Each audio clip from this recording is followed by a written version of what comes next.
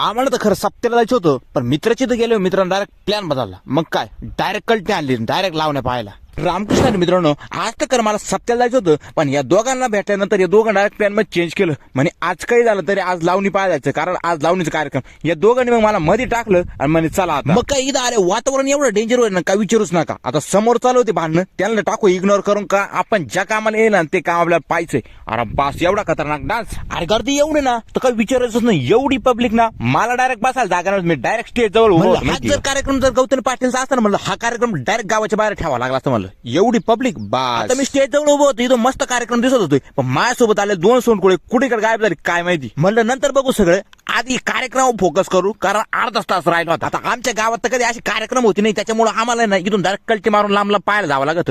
पण तुम्हाला मी ना फुकाटचा आनंद देतो बघा. आता हे पाटलांसाठी आणि तुमच्यासाठी मी स्पेशल चालू करतो. या पाटलांना तर आता मी नाराजच करणार नाही